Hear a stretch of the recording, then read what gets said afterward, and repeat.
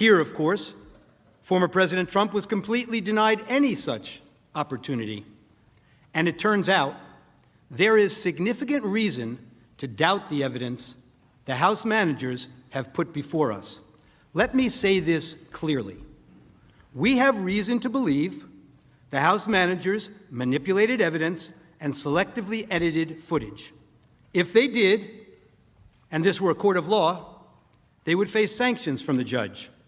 I don't raise this issue lightly. Rather, it is a product of what we have found in just the limited time we have had since we first saw the evidence here with you this week. We have reason to believe that the House managers created false representations of tweets, and the lack of due process means there was no opportunity to review or verify the accuracy. Consider these facts. The House managers, proud of their work on the snap impeachment, staged numerous photo shoots of their preparations. In one of those, Manager Raskin is seen here at his desk reviewing two tweets side by side. The image on his screen claims to show that President Trump had retweeted one of those tweets. Now, members of the Senate, let's look closely at this screen, because obviously Manager Raskin considered it important enough that he invited the New York Times to watch him watching it. Now, what's wrong with this image? Actually, there are three things very wrong with it. Look at the date on the very bottom of the screen on Manager Raskin's computer screen when we zoom into the picture. The date that appears is January 3rd, 2020, not 2021. Why is that date wrong? Because this is not a real screenshot that he's working with. This is a recreation of a tweet, and you got the date wrong when you manufactured this graphic. You did not disclose that this is a manufactured graphic and not a real screenshot of a tweet. Now, to be fair, the House managers caught this error before showing the image on the Senate floor, so you never saw it when it was presented to you. But that's not all. They didn't fix this one. Look at the blue check mark next to the Twitter username of the account retweeted by the president. It indicates that this is a verified account, given the blue check by Twitter to indicate it is run by a public figure. The problem? The user's real account is not verified and has no blue check mark, as you can see. Were you trying to make her account seem more significant, or were you just sloppy? If we had due process of law in this case, we would know the truth. But that's not all that's wrong with this one tweet. House Manager Swalwell showed you this tweet this week, and he emphasized that this tweet reflected a call to arms. He told you repeatedly that this was a promise to call in the cavalry for January 6th. He expressly led you to believe that President Trump's supporter believed that the president wanted armed supporters at the January 6th speech, paramilitary groups, the cavalry, ready for physical combat. The problem is, the actual text is exactly the opposite. The tweeter promised to bring the Calvary, a public display of Christ's crucifixion, a central symbol of her Christian faith, with her to the president's speech, a symbol of faith, love, and peace. They just never want to seem to read the text and believe what the text means. You'll see this reported in the media last evening also. Words matter, they told you, but they selectively edited the president's words over and over again. They manipulated video, time-shifting clips, and made it appear the president's words were playing to a crowd when they weren't. Let's take a look. After this, we're going to walk down, and I'll be there with you. We're going to walk down. We're going to walk down to the demand that Congress do the right thing and only count the electors who have been lawfully slated. Lawfully slated. I know that everyone here will soon be marching over to the Capitol building to peacefully and patriotically make your voices heard. And we are going to walk down to the Capitol. They showed you that part. Why are we walking to the Capitol? Well, they cut that off. To cheer on some members of Congress and not others, peacefully and patriotically. The Supreme Court ruled in Brandenburg that there's a very clear standard for incitement. In short, to paraphrase, whether the speech was intended to provoke imminent lawless action, and was it likely to do so. Go to the Capitol and cheer on some members of Congress, but not others. They know it doesn't meet the standard for incitement, so they edited it down. We heard a lot this week about fight like hell, but they cut off the video before they showed you the president's optimistic, patriotic words that followed immediately after. We fight like hell, and if you don't fight like hell, you're not going to have a country anymore. Our exciting adventures and boldest endeavors have not yet begun. My fellow Americans, for our movement, for our children, and for our beloved country, and I say this despite all that's happened, the best is yet to come. There's that famous quote, like one of the House managers said, "A lie will travel halfway around the world before the truth has a chance to put its shoes on." Well, this lie traveled around the world a few times, made its way into the Biden campaign talking points, and ended up on the Senate floor. The Charlottesville lie. Very fine people on both sides, except that isn't all he said. And they knew it then, and they know it now. Watch this. But you also had people that were very fine people on both sides. You had people in that group, excuse me, I saw the same pictures as you did. You had people in that group that were there to protest the taking down of, to them, a very, very important statue and the renaming of a park from Robert E. Lee to another name.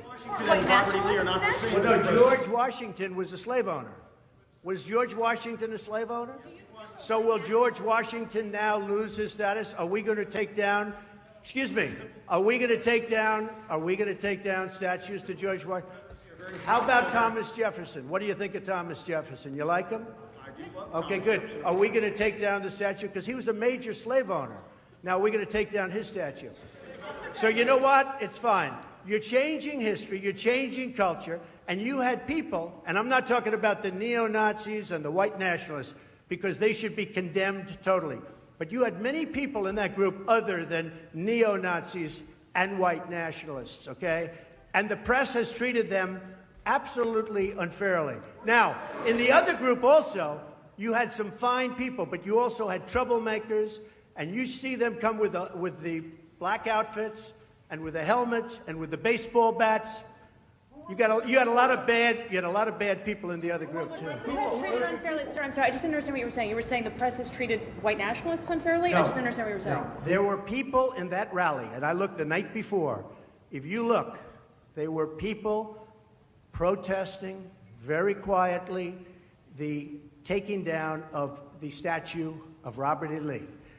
I'm sure in that group there were some bad ones. The following day, it looked like they had some rough, bad people. Neo-Nazis, white nationalists, whatever you want to call them. But you had a lot of people in that group that were there to innocently protest, and very legally protest, because, you know, I don't know if you know, they had a permit. The other group didn't have a permit. So I only tell you this. There are two sides to a story. I thought what took place was a horrible moment for our country, a horrible moment. But there are two sides to the country. Does anybody have a final? Does anybody have? You have an infrastructure. What makes you think? This might be today the first time the news networks played those full remarks in their context. And how many times have you heard that President Trump has never denounced white supremacists? Now you in America know the truth. Here's another example. One of the House managers made much of the president's supposedly ominous words of, "You have to get your people to fight." But you knew what the president really meant.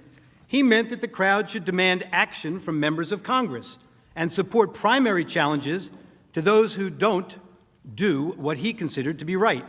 Support primary challenges, not violent action.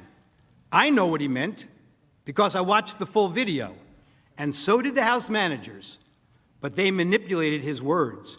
You will see where they stopped it, and to give it a very different meaning from the meaning it has in full context. Let's watch. You have to get your people to fight. He told them. You have to get your people to fight. And if they don't fight, we have to primary the hell out of the ones that don't fight. You primary them, we're gonna let you know who they are. I can already tell you, frankly. The people who need to fight are members of Congress. Why did we have to skip the necessary due diligence and due process of law and that any legal proceeding should have? It couldn't have been the urgency to get President Trump out of office. House Democrats held the articles until he was no longer president, mooting their case. Hatred, animosity, division, political gain, and let's face it, for House Democrats, President Trump is the best enemy to attack. The first thing I want to say on the issue of witnesses is that the House manager just got up here and described the articles of impeachment and the charges. There is no plural here. That's wrong. There's one article of impeachment and there's one charge, and that's incitement of violence and insurrection. What you all need to know and the American people need to know is, as of late yesterday afternoon, there was a stipulation going around that there weren't going to be any witnesses. But after what happened here in this chamber yesterday, the House managers realized they did not investigate this case before bringing the impeachment. They did not give the proper consideration and work. They didn't put the work in that was necessary to impeach the former president. But if they want to have witnesses, I'm going to need at least over 100 depositions, not just one.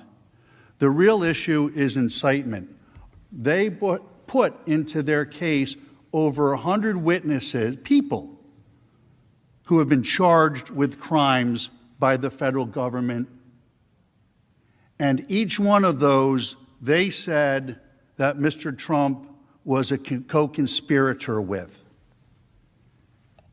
That's not true. But I have the right to defend that. The only thing that I ask, if you vote for witnesses, do not handcuff me by limiting the number of witnesses that I can have. I need to do a thorough investigation that they did not do. I need to do the 911 style investigation that Nancy Pelosi called for. It should have been done already. It's a dereliction of the House manager's duty that they didn't. And now at the last minute, after a stipulation had apparently been worked out, they want to go back on that. I think that's inappropriate and improper. We should close this case out today. We have each prepared our closing arguments. I had 8 days to get ready for this thing, but we each had those 8 days equally together to prepare ourselves. And the House managers need to live with the case that they brought. But if they don't, please, in all fairness and in all due process, do not limit my ability to discover the truth. That would be another sham. And that's the president's position, my position.